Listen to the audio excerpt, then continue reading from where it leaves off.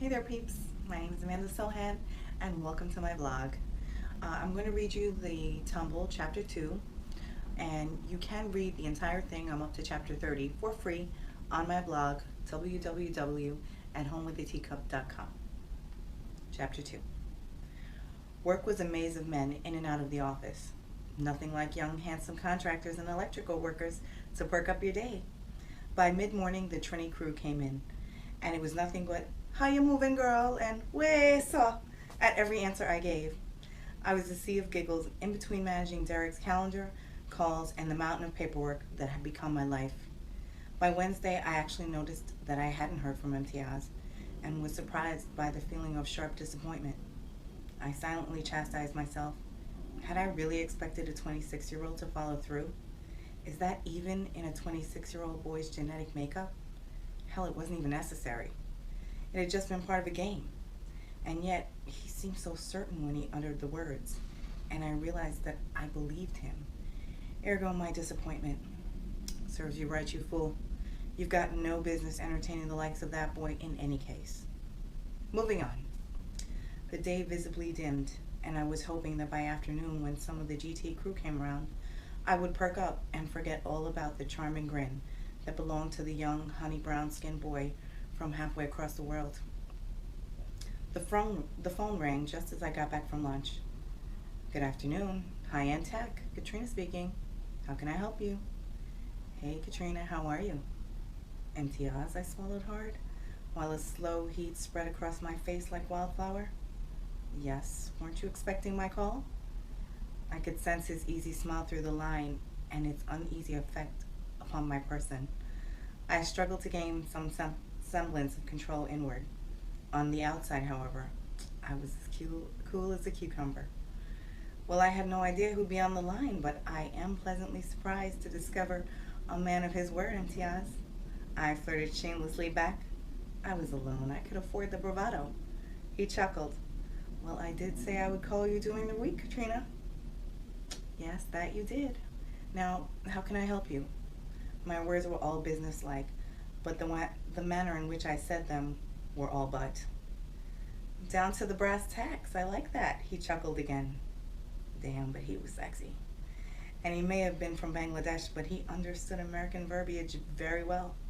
Brass tacks? I practically swooned once more. Actually, the W2 has me a bit confused. There's a few lines on there, and I'm not really sure how to answer them. I recall you mentioning something about being able to help me with that. I pushed back in my chair, angling toward my computer, glancing at my Parisian street scene screensaver. "I'll be happy to help you. Like I was telling you last week, we could work on it when you come in on Friday to pick up your check." Of course, everyone else and their mother would be in the office asking questions, chatting, collecting their check. I hardly have 2 minutes to explain the form to him, much less have one moment alone. It would get the job done, but it was far from my ideal. To be honest, I prefer not to discuss that when everyone else is in the office picking up their checks. Plus, on Friday, I'm sure you'll have plans and be dying to get out of there on time. How about tomorrow? What time do you leave the office? I arched my brow in surprise, analyzing all he said, coming to the same conclusion I had made prior. This was no boy. His consideration impressed me. "I generally leave at 5. "Okay, that's actually good. I get out at 4:30, and the site I'm working at is only 10 minutes from the office. I'm sure, with your help, it won't take more than a few minutes for us to fill this out, and I can give you the rest of my paperwork at the same time. Is that good with you, Katrina?" I closed my eyes and had several fantasies of him saying my name under completely different circumstances. I cleared my throat and licked my lips as if I was Melanie Griffith on the set of Working Girl. Work it, girl. That works. I'll see you tomorrow, Imtiaz." "I will see you tomorrow, Katrina." I had been polite yet abrupt. He had been equally so.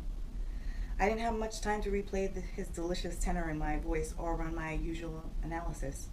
My GT crew was already turning up in the office with a much more businesslike demeanor than my Trinies.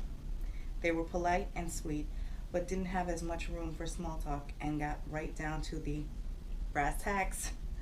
I hardly noticed the work. My day suddenly brightened considerably. And that is the end of chapter 2. Please forgive me, I have a cold, so I may sound a bit nasally, but hopefully when I get to chapter 3 next week, that will not be the case. And hopefully you're interested in the story and you want to hear more. So have a great rest of the week, and I'll see you right here next week.